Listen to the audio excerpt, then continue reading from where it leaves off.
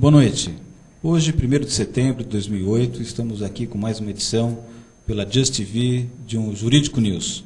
O Jurídico News de hoje teve a honra de receber aqui em nossos estúdios o Dr. Francisco Lobo da Costa Ruiz, advogado criminalista e coordenador da Comissão de Direitos e Prerrogativas da Ordem dos Advogados do Brasil, da Seccional de São Paulo. Boa noite, doutor Francisco Lobo. Boa noite, doutor Riceto.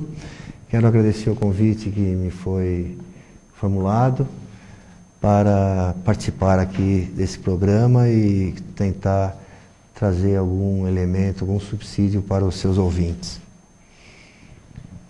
É uma honra tê-lo aqui conosco e para elucidar aqui as dúvidas e as informações que nossos internautas recebem do programa, o nosso radar jurídico captou algumas imagens que serão objeto dos nossos comentários, das nossas perguntas de hoje.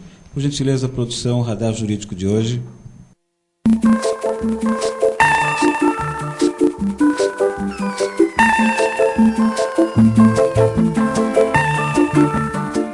Aprendeu bem com a malandragem, hein? A gente aprende rápido aqui. A sessão ficou tensa. Os deputados reclamaram da ofensa. Não quis dizer isso. Eu acho bom, mas você falou e olhe bem sua volta e veja os deputados que estão falando com você. Ele falou aqui. Viu? Não falei aqui. Não confunda. Não falei. Ele falou sim. Falou sim. Falou aqui. Falou sim. Você aprendeu Tem que bem com a prender. malandragem? Aprendeu aqui. Tem que prender. Falou sim. Falou sim. Falou. Eu falei, você aprendeu bem com a malandragem. Aqui no Aprendi Brasil, aqui. Desacato, concluiu a CPI. Peço à Polícia Legislativa que dê voz de prisão ao advogado, prisão em flagrante. Gostaria também que oficiasse imediatamente a Ordem dos Advogados do Brasil acerca desta prisão em flagrante, como determina o Estatuto da Ordem. Sérgio saiu algemado pela polícia. Doutor Sérgio Wesley da Cunha, como é que o doutor diz que aprendeu com a malandragem, que dá para se aprender muito ali no Congresso Nacional, na Câmara dos Deputados? Que impropriedade é essa que foi falada? Não se esqueça que lá nunca aconteceu o mensalão, nunca aconteceu os anões do orçamento, lá não se aprende nada com malandragem, doutor. Que impropriedade foi feita? Mas, em função disso, esse episódio ilustra bem uma coisa que acontece muito com o advogado, não obstante a prerrogativa que existe dessa categoria profissional, como também tem os membros do Ministério Público e do Judiciário. Houve aí, no caso, com esse advogado, uma retaliação. E sobre essa retaliação, vai nos elucidar aqui o doutor Francisco Lobo. Doutor Francisco Lobo, esse episódio que acabou culminando aí com a prisão do advogado, desrespeitando a prerrogativa profissional e até parecendo que foi uma heresia que disse o colega ali, que se aprende muito com a malandragem ali, né? E lá os internautas têm que esquecer, os nossos internautas, que lá aconteceram episódios do tipo mensalão, tem que esquecer que aconteceram coisas semelhantes no caso dos anões do orçamento, né? Tem que esquecer tudo isso, para poder ficar realmente muito ofendido com o que disse o advogado. O que aconteceu com ele depois que foi preso? O doutor sabe nos informar, doutor? Pois bem, eu gostaria de fazer um pequeno preâmbulo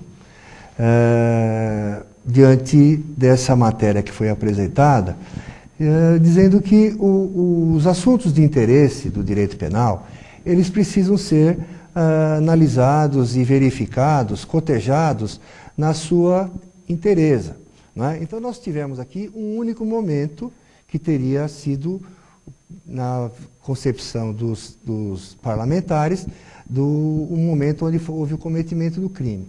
No entanto, eu tive a oportunidade de ter acesso à ata da sessão e constatei que antes do advogado ter se posicionado dessa forma, ele foi ofendido por perto de 3 dezenas de vezes por todos aqueles parlamentares que estavam participando daquela CPI. Inclusive, insistentemente, o advogado Sérgio Wesley apontou que os parlamentares estariam o ofendendo, não é? Com chacotas e com colocações de mau gosto, não é? A ponto de salientar que estavam os deputados provocando uma reação daquele advogado, não é? Então, em razão desse conteúdo, esse fato que foi mostrado aqui há pouco, levado ao Poder Judiciário, ele contou com o arquivamento do inquérito em razão da atipicidade de conduta, porque o que ocorreu, na hipótese, foi uma retorção. Ou seja, é uma reação após uma ofensa. Não é? Exato. Só para que o nosso internauta fique bem esclarecido, então o crime pelo qual foi acusado o advogado, na verdade, não ocorreu. E a inexistência de crime é que é chamada de atipicidade do fato. Atipicidade de conduta. E a questão do advogado ter sido ofendido, não poderia ter sido responsabilizado os deputados que ofenderam o advogado? Sem dúvida alguma. Ou será que eles têm uma imunidade pelos seus atos e manifestações? E a pergunta é, doutor, o advogado também não tem a mesma imunidade pelos seus atos e manifestações? Perfeitamente. Não é? E esse assunto está sendo tratado individualmente, não é? E eu não tenho elementos para poder informar os seus ouvintes, seus internautas. Mas eu gostaria, se me permitisse, sem pretender desviar, não é, o roteiro do programa, dizer que aquela encenação toda, ela foi totalmente desnecessária. Por quê? Porque aquela voz de prisão, na verdade, ela não tinha cabimento porque se tratava de uma infração de menor potencial ofensivo, tratada por uma lei especial que simplificou o procedimento policial e judicial, inclusive com uma previsão de despenalização, ou seja... E eliminando o flagrante. E eliminando o flagrante. Não é? Então não tem auto de prisão em flagrante, há um termo circunstanciado. Então o que os parlamentares fizeram ali foi realmente com o objetivo de humilhar o advogado e, com o devido respeito, procurando mostrar uma austeridade que a sociedade ela sabe que eles não têm. Não é? Porque, como foi mencionado pelo nosso apresentador, ali realmente é palco de todos os escândalos que a sociedade tem percebido. Então, eles acharam ali que ali seria uma oportunidade de mostrar uma austeridade que realmente eles não têm. De talvez em alguns minutos modificarem a consciência nacional que se levou algumas décadas para cristalizar a impressão que se tem hoje de alguns parlamentares. Deve ser ressalvado que não são todos, mas não podemos negar que não estão todos ali incluídos num único rol, numa única classificação. Mas a questão, doutor, é que esse fato certamente deve ter deixado o doutor Sérgio Wesley da Cunha estigmatizado, penso eu. E eu pergunto, ele ficou estigmatizado por esse episódio? Esse episódio ele foi a causa para a verdadeira falência do Sérgio Wesley como advogado. Ele foi passada pela imprensa uma imagem, uma mensagem deturpada, e ele teve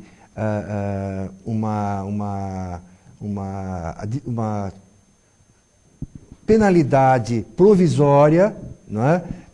na sua instituição, e perdeu a clientela a ponto de não ter dinheiro para pegar um ônibus para ir até a cidade, sair do escritório e ir para a cidade, no fórum, enfim. Doutor Francisco Lobo, essa estigmatização que me refiro é que, na ocasião desse episódio em que os deputados fizeram essa execração pública desse advogado, ele foi relacionado e adjetivado como advogado do PCC. E parece que isso estigmatizou. A pergunta ele era realmente advogado do PCC? Fazia jus a esse estigma que os deputados fizeram caber sobre esse advogado? Esse episódio ocorreu no ano de 2006. Desculpa, doutor, se é que seria possível rotular um advogado em função dos clientes que ele defende? Esse episódio ocorreu em 2006 e essa investigação, não é, sugerida, ela chegou à seguinte conclusão: não há nenhum envolvimento do Sérgio Wesley com essa entidade que é uma palavra mágica, não é? Para que as portas se fechem. Então, de lá para cá, ele não foi apontado, não há nem nada palpável, nada que o vincule a essa instituição. O Sérgio Wesley, ele é um advogado do cliente e não um advogado do crime. Mas a gente está vivendo um momento onde o advogado é advogado do banqueiro, é o advogado do doleiro, é o advogado do bordel, não é? Então, vai se criando um estigma, não é? Que não poderia estar materializando, e me parece que a culpa, não é dos advogados, que não se rebelam contra isso e talvez também não contem, não é, com a sua instituição para colocar as coisas no devido lugar dentro de um Estado democrático de direito, porque o advogado é um elemento indispensável à administração da justiça, isso está contemplado na Constituição Federal, da mesma maneira que o médico ele tem as suas garantias e as suas prerrogativas de não fornecer dados do seu cliente, do seu paciente, ele é obrigado a manter o sigilo. O jornalista, ele tem garantido o direito da fonte, o engenheiro, enfim, todas as magistrado, profissões, representante do Ministério Público, representantes do Ministério Público, todos têm garantias para o exercício da sua função. Visando sempre bem atender o cidadão, né, doutor? Bem atender o cidadão. E no caso do advogado, se o apresentador, meu amigo Luiz Risseto, permitir, essas garantias que são estipuladas pela lei, na verdade, elas não são do advogado. Não é? Essas garantias, elas são do seu constituinte. Não é? Porque se o advogado ele for a uma delegacia representando um cliente, ele está no exercício da sua profissão e tem o direito de ter acesso aos autos, tem o direito de se entrevistar com o seu cliente, tem o direito de obter informações da autoridade policial a respeito do assunto que ele foi ali para tratar. Enquanto que, se numa outra situação o advogado não tem nada o que fazer naquele dia e vai a uma delegacia de polícia para passear, só para exemplificar, por mais absurdo que possa parecer, esse advogado, ele não tem prerrogativa nenhuma, porque ele está ali como um cidadão. E não como advogado. E não como advogado. Não é?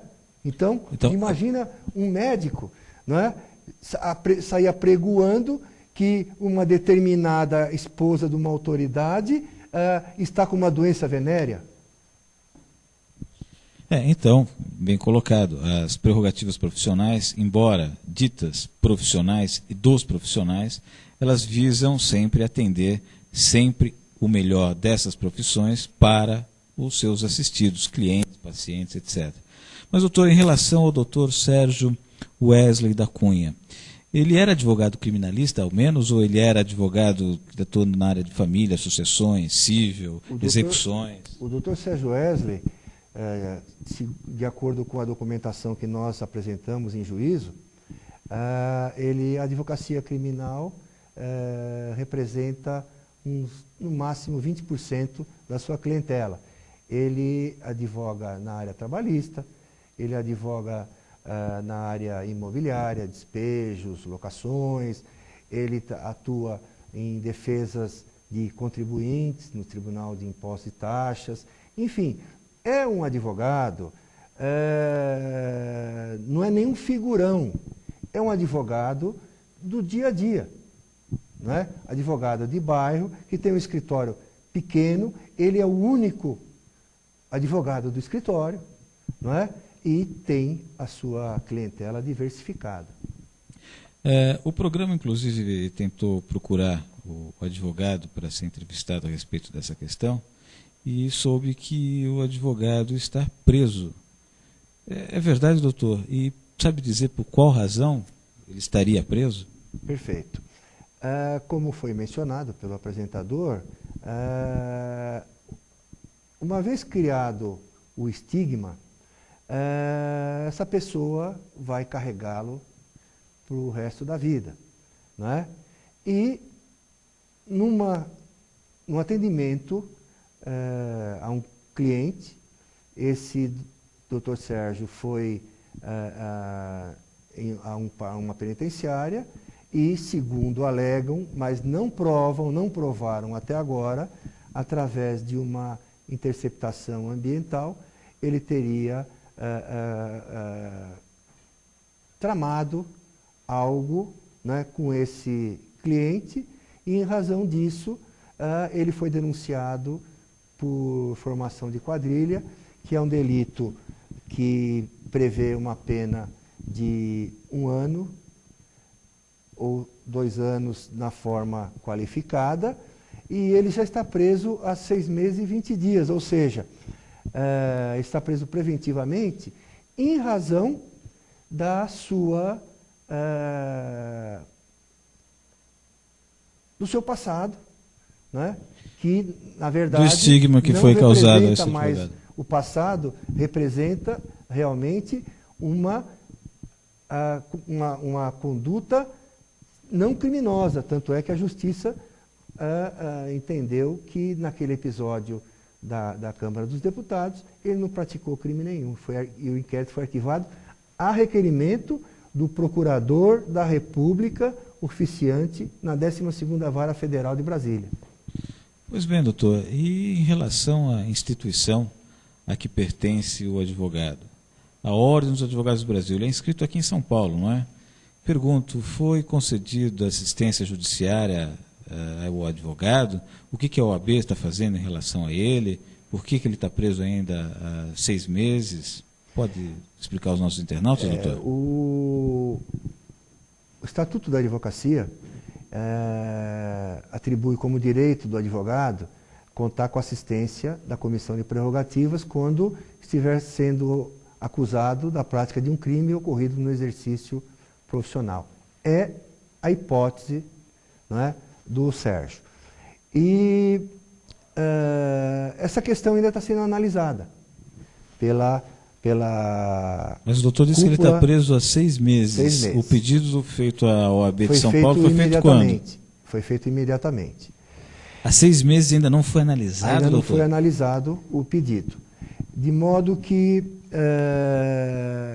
conhecendo a situação do advogado Sérgio Wesley, conhecendo a sua total falência econômica, e principalmente convicto de que o advogado Sérgio ele é inocente nesse processo que eles estão movendo agora, eu não poderia deixar enquanto a instituição decide se vai conferir um advogado, eu não pude deixá-lo desamparado. De modo que eu estou fazendo a defesa, consciente, convicto da inocência, e não deixaria de forma alguma, não viraria as costas para um colega num momento em que está sendo muito difícil, não é? Como é o de se encontrar preso em um estabelecimento de regime fechado. Ele não está em sala especial do Estado-Maior, que é direito do advogado? Numa penitenciária aqui do Estado de São Paulo. Doutor Francisco Lobo, este advogado que conhece muito bem a Comissão de Prerrogativas da OAB há muito tempo e não conhece casos semelhantes que tenha havido tanta demora para se apreciar se vai se deferir ou indeferir um pedido de assistência da Comissão de Prerrogativas. Hoje o presidente lá é o Sergei, não é isso? Sergei Cobra Arbex. Sergei, por favor, esse programa aqui encarecidamente pede para que veja o que está acontecendo aí na comissão, por que este procedimento interno não chegou ainda às suas mãos, se é que não chegou. Dr. Flávio Luiz Borges Durso, presidente da OAB de São Paulo. Eu nunca vi isso acontecer na Comissão de Prerrogativas da OAB. Por gentileza, verifique o que está acontecendo com esse advogado, isso é muito grave. Preso no exercício profissional, com uma escuta ambiental, numa entrevista com seu cliente que deveria ser privativa, simplesmente entre o advogado e o seu constituinte, não deveria jamais ter sido objeto de uma interceptação para gravação ambiental. Absurdo o pedido feito nesse sentido, mais absurdo o juiz ter concedido, e mais absurdo ainda ter sido o advogado preso em função dessa situação, processado em função de uma conversa tida numa entrevista entre cliente e advogado. Mas quem foi que requereu essa interceptação? Foi a polícia? Havia algum inquérito em andamento, doutor? Essa interceptação, ela está evidente que está dependendo de reconhecimento por parte do Poder Judiciário, e eu me refiro à segunda instância aqui em São Paulo, porque na origem realmente não vai ser reconhecido, porque tem uma série de peculiaridades que nos está incomodando muito, mas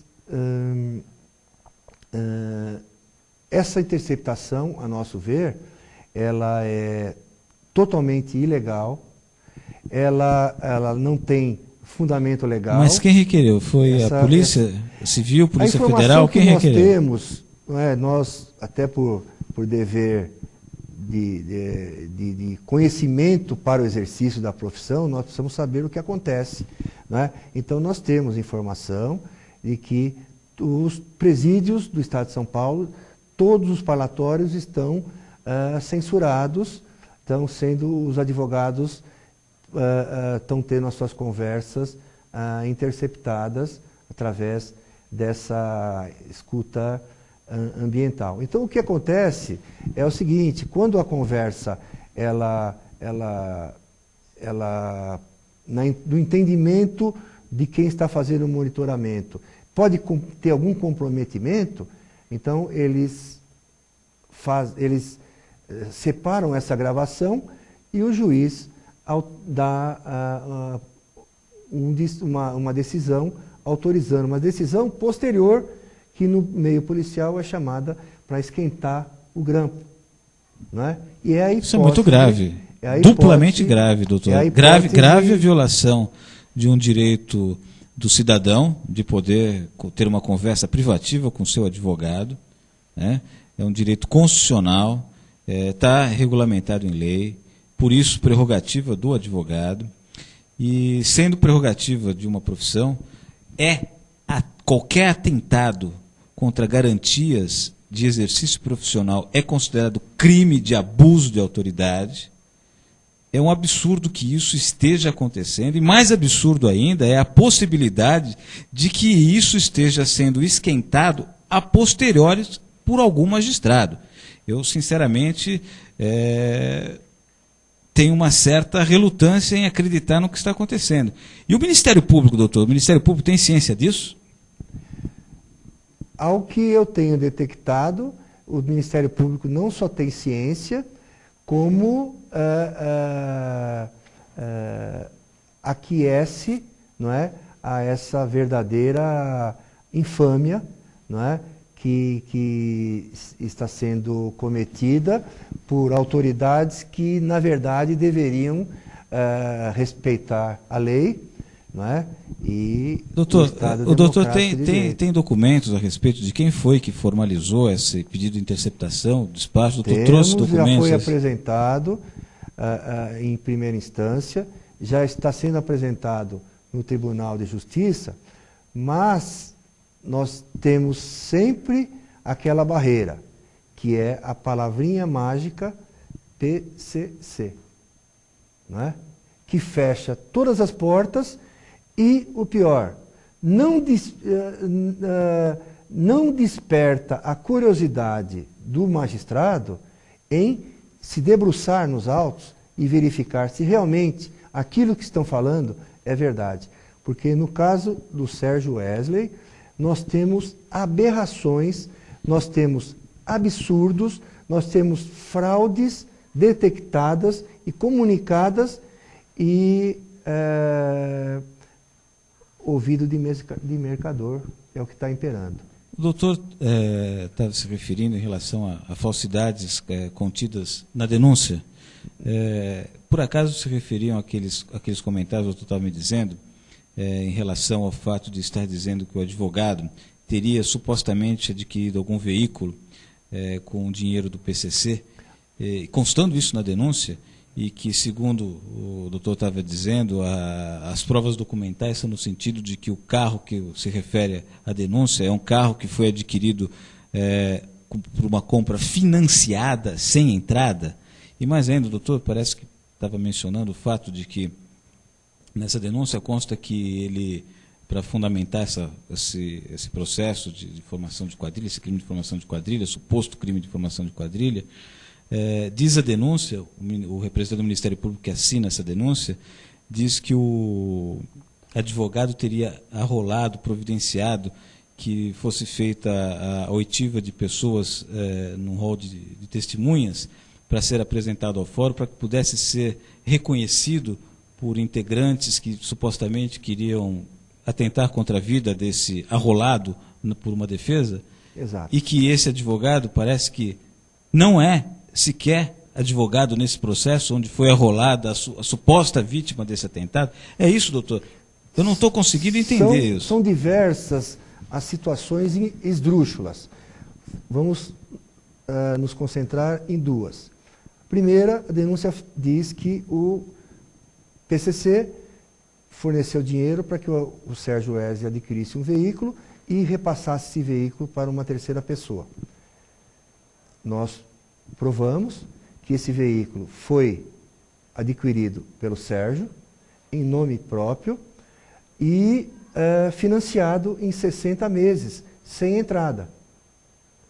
E mais, isso nós juntamos nos autos, o comprovante, o carnê, e como a compra tinha sido feita dias antes da prisão, decretada pelo juiz, e como ele não pagou, já estava recebendo cartas de cobrança. E, na verdade, esse veículo ele foi devolvido à financeira porque o Sérgio não tinha condições de saldar as prestações, as parcelas estavam já vencendo. E em relação, esse foi um fato. E em relação a esse rol de testemunhas, que supostamente foi por ele arrolado alguém que se pretendia atentar contra a vida. Esse é um grande absurdo.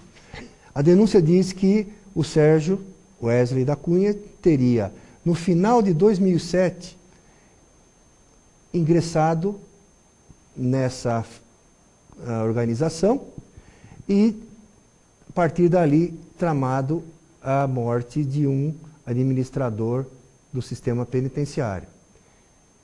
Final de 2007. Diz a denúncia que o Sérgio propositalmente arrolou esse administrador para que ele fosse visto pelos supostos matadores. Muito bem. Realmente, o promotor trouxe uma assentada de uma audiência onde um advogado, Sérgio, havia arrolado esse administrador penitenciário. Só que acontece o seguinte, o Sérgio, o doutor Sérgio, arrolado, que funcionou num outro processo, ele não é o Sérgio Wesley da Cunha, e sim um outro Sérgio que eu vou me reservar a não mencionar o nome. E essa defesa prévia, onde ocorreu a indicação da testemunha, foi apresentada em maio de 2007. Ora, se a denúncia diz que ele ingressou no grupo no final de 2007 e a partir dali entabulou a morte de um administrador penitenciário, como é que ele poderia ter arrolado a testemunha em maio de 2007 e, na verdade, não foi ele que arrolou, foi um outro advogado. E mais, no processo onde esse administrador foi arrolado, quem foram os promotores que atuaram? Todos os promotores que estão atuando no caso presente. Inclusive o que subscreve a denúncia. Inclusive o que subscreveu a denúncia, que com data de 18 de março de 2008, sendo que no dia 20 de fevereiro de 2008, esse promotor que disse que o doutor Sérgio arrolou aquela testemunha, no outro processo, ele apresentou razões de apelação, porque os réus ali foram absolvidos e, fatalmente, evidentemente, que ele tinha conhecimento de que quem arrolou o servidor público da administração penitenciária foi o outro advogado, doutor Sérgio. Doutor Francisco Lobo, me responda uma pergunta, por gentileza. Quem foi a autoridade policial responsável por essa investigação que se baseou essa denúncia e que, inclusive, foi a suposta peticionária de um pedido de interceptação de conversa ambiental? Foi Polícia Civil, Polícia Federal? Quem foi? Não houve nenhuma autoridade policial, não é? Inclusive, é um dos pontos que nós estamos impugnando, porque esse procedimento investigatório criminal conduzido pelo Ministério Público, há a discussão no Supremo Tribunal Federal de que ele é inconstitucional.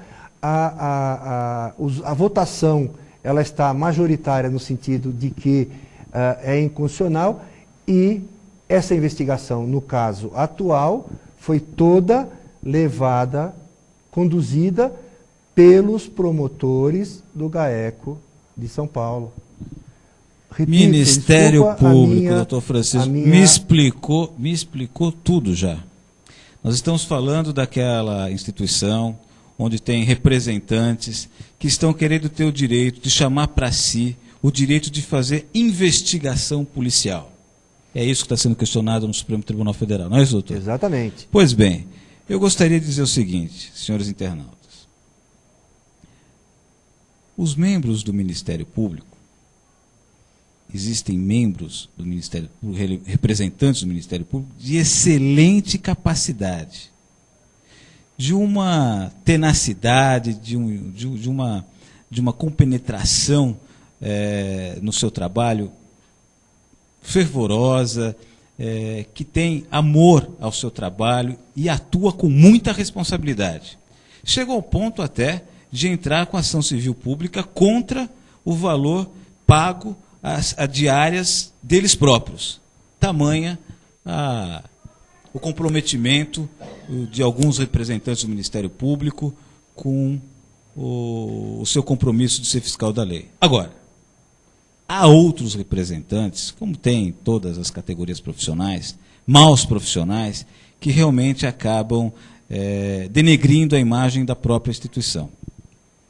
É claro que tem muitos promotores de justiça, promotores públicos, procuradores da República, que não sabem sequer fazer denúncia. Isso é só examinar os acórdãos que nós temos nos tribunais e verificar aqueles acórdãos onde as ações penais são trancadas por inépcia da denúncia, e os internautas vão saber que isso é uma deficiência de quem elaborou a denúncia e não, por exemplo, individualizou o que cada um dos réus praticou, e possibilitando a defesa, caracteriza o cessamento de defesa, e que acaba culminando na decretação, trancamento da ação penal por inépcia da denúncia. Isso é porque o representante do Ministério Público que fez a denúncia não soube fazer a denúncia. Agora, se não sabe fazer denúncia, está querendo investigar, está querendo tomar o lugar da autoridade policial, do delegado de polícia civil do Estado ou do delegado de polícia federal, que fez anos, que tem anos de experiência em investigação, que fez curso e academia nesse sentido. O representante do Ministério Público não fez isso. Está querendo atuar num lugar que não conhece, não vai fazer direito. Uma denúncia mencionada aqui, como o doutor está mencionando, com fatos que são falsos, que não tem sequer indício. Vou explicar para o internauta. Uma denúncia, além de ter individualização dos fatos praticados, ela tem que ter indícios de autoria e materialidade. Ou seja, tem que ter pelo menos alguma prova, algum indício de prova de que possa ter havido a prática daquilo. E para isso tem que ter um mínimo de investigação. Agora, quando a prova é totalmente contrária ao que se está se declarando num documento público, nós estamos diante aí de duas coisas. Ou muita irresponsabilidade de quem subscreveu essa denúncia, ou merece quem subscreveu essa denúncia ser investigado para apurar se o que escreveu, em tese, configurou ou não o crime de falsidade ideológica ou denunciação caluniosa. Porque é um absurdo isso acontecer. E agora, a Ordem dos Advogados do Brasil. Onde é que está? Doutor Durso, queremos ouvi-lo a respeito desse assunto. Nosso programa aqui está aberto. Também ao Ministério Público. Se quiser explicar essa denúncia, por que essa contradição com as provas, está aberto aqui. Doutor, nosso programa está chegando ao final. Quero saber se tem algumas perguntas aqui dos internautas. A produção pode, por gentileza, nos passar? O Lucas Veloso de Brasília, ele está fazendo um comentário. Por gentileza, produção, não estamos ouvindo direito. Dá para falar um pouquinho mais próximo do microfone? O Lucas Veloso de Brasília está dizendo assim: quando que o Brasil poderá deixar de ser conhecido como o país da corrupção na política? Tem mais uma mensagem aqui do Tadeu Melo, de Santa Catarina. Ele está dando os parabéns pelo programa e está dizendo que é muito importante um programa que fala sobre os problemas do nosso país. Tem um recado também do Gustavo Martins, ele é de Jundiaí, interior de São Paulo. Ele quer saber, na opinião de vocês, o que é um advogado ruim. Doutor Francisco Lobo, com a palavra. Bom, a corrupção no país, ela só deve acabar, a meu juízo, a partir do momento em que se implantar efetivamente a tolerância zero. Nós falamos em corrupção, em propina, mas esse problema que nosso colega Sérgio Wesley está passando também é uma questão de corrupção, porque o promotor de justiça que verifica que o seu colega está diante de uma situação de fraude e permite que isso seja levado adiante, no mínimo, ele está prevaricando. E ele está sendo mais corrupto do que aquele que recebe propina. Porque ele sabe que a lei está sendo violada, as instituições estão sendo achincalhadas e ele permite que o seu colega continue praticando e não toma nenhuma providência. Corroborando com o que o doutor está dizendo, só para enfatizar o internauta, em outras palavras, temos um caso, por exemplo, no meu escritório. Eu tenho um cliente que está sendo acusado pelo crime de tentativa de homicídio doloso, porque dirigindo o seu veículo, esbarrou numa pessoa, atropelou de raspão essa pessoa se machucou, quebrou um dente, alguma coisa do gênero, e ele está respondendo por tentativa de homicídio, crime doloso, porque havia indícios no momento ali da averiguação de que ele tivesse ali embriagado e se encarou isso como dolo eventual. E o Ministério Público denunciou esse cidadão, que não é promotor de justiça, por crime de tentativa de homicídio doloso. Agora, paralelamente, a imprensa noticia que semanas depois desse caso que eu mencionei, um outro promotor de justiça, com seu veículo, dirigindo seu veículo na contramão, atropelou e matou 3 pessoas, estava ali com indícios de estar dirigindo embriagado, se recusou a fazer o exame de dosagem alcoólica, e seus colegas o denunciaram por homicídio culposo. Isso é corrupção. O doutor parece ter mais um exemplo a esse respeito. Eu gostaria de agregar a essas disparidades o que está estampado hoje na imprensa com relação àquele promotor que recentemente, utilizando uma arma de uso restrito, portanto proibida, teria desferido 11 disparos em um motoboy desarmado. Então hoje nós tivemos,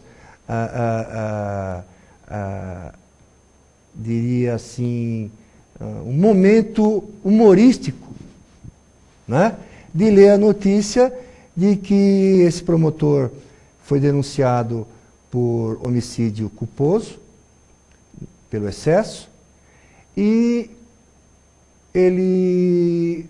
o procurador-geral que ofereceu... Homicídio culposo. Culposo. Deixa eu só fazer uma Só interrupção. para concluir. Sabe o que é homicídio culposo, internauta?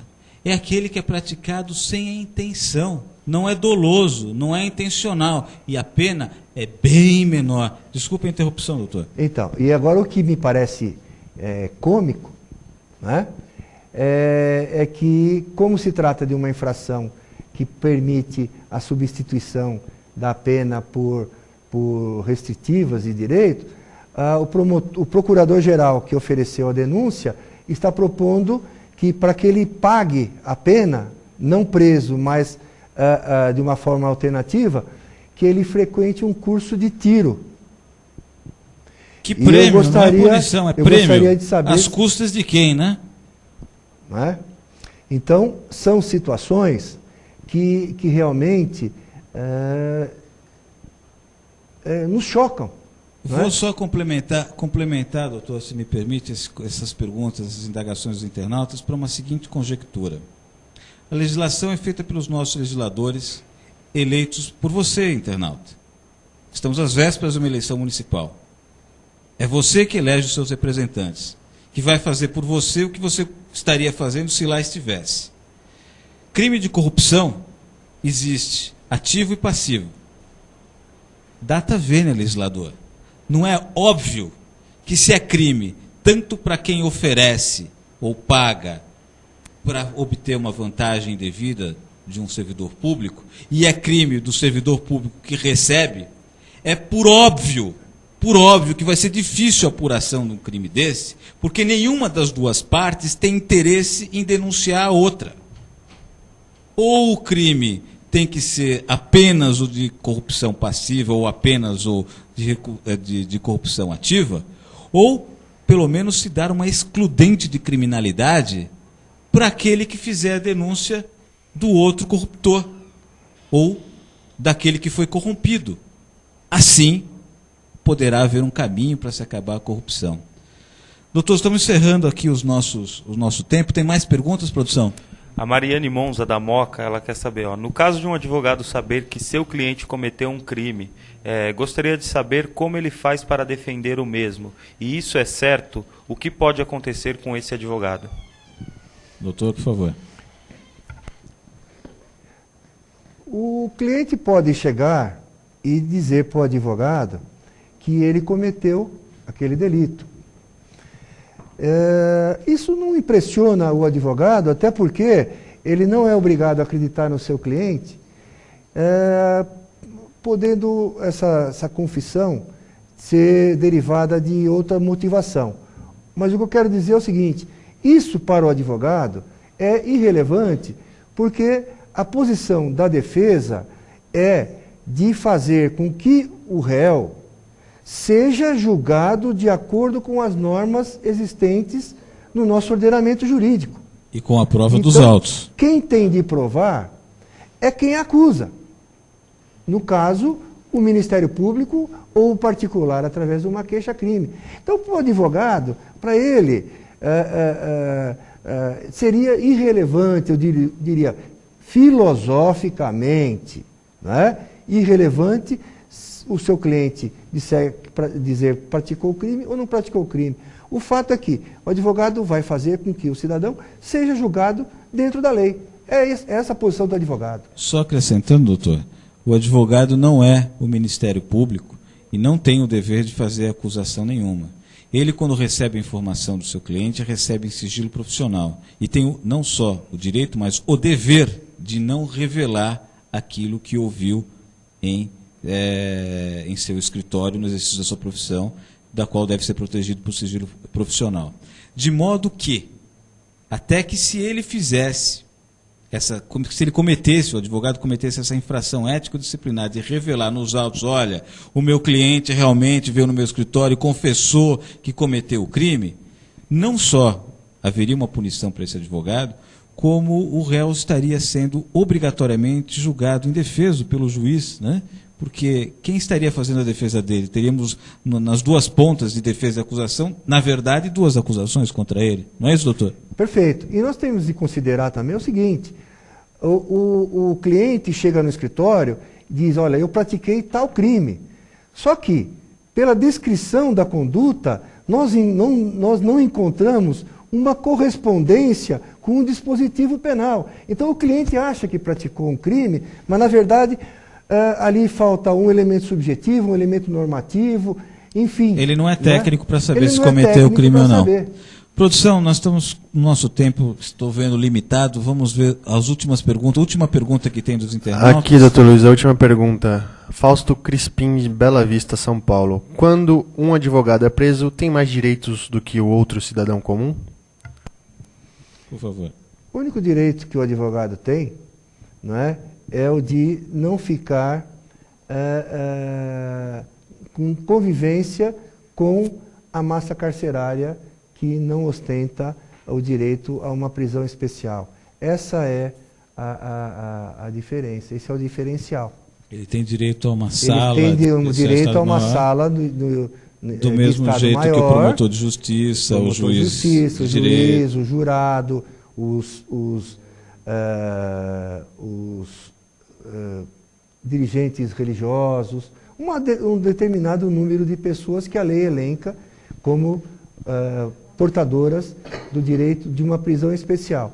E o advogado tem direito à prisão especial que deve ser passada em sala maior, sala de Estado Maior, ou, na falta, no seu domicílio. A prisão domiciliar.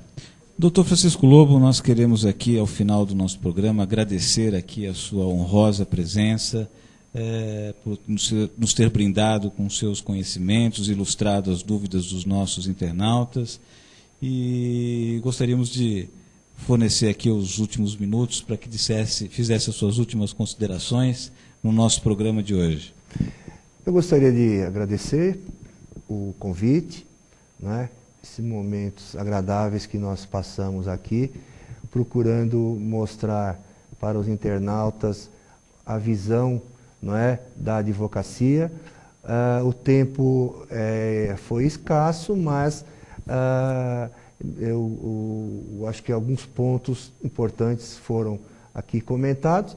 E motivar os internautas a conhecerem melhor a função do advogado, não é? A função institucional, a função dentro do Estado de Direito do advogado. Porque o advogado, ele presta relevante serviço à sociedade. Doutor Francisco Lobo, para os internautas que quiserem lhe encaminhar alguma pergunta no seu e-mail ou fazer um contato telefônico, se puder deixar um e-mail, um telefone. Eu gostaria então de deixar o meu e-mail, que é advfranciscolobo@ig.com.br, e dizer no ar: o que eu mencionei a respeito do processo do Sérgio Wesley, eu tenho prova documental. Eu digo e provo. E disponibilizo, não é, para quem tiver algum interesse de conhecer bem o processo. Porque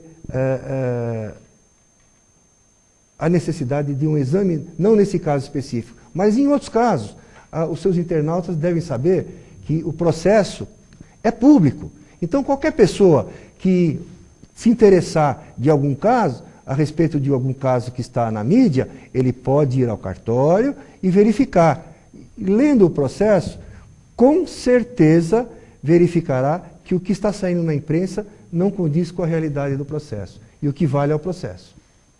Mais uma vez, muito obrigado, doutor. Quero lembrar aos internautas, estamos numa semana de eleição. Quero recomendar aos internautas que votem bem, votem com consciência, porque esse voto vai durar 4 anos. Encerramos aqui o nosso Jurídico News desta noite, lembrando o artigo 133 da Constituição Federal, que diz que o advogado é indispensável à administração da justiça e inviolável por seus atos e manifestações. Boa noite, internauta. Até a próxima quarta-feira, às 22 horas, aqui pela Just TV. Ser advogado é ter, antes de tudo, o maior respeito por ela, a justiça. Quando desrespeitam as prerrogativas dos advogados, tentam acabar com o direito de exercer uma das mais belas profissões. Advocacia. Sem ela, não há justiça. OAB São Paulo.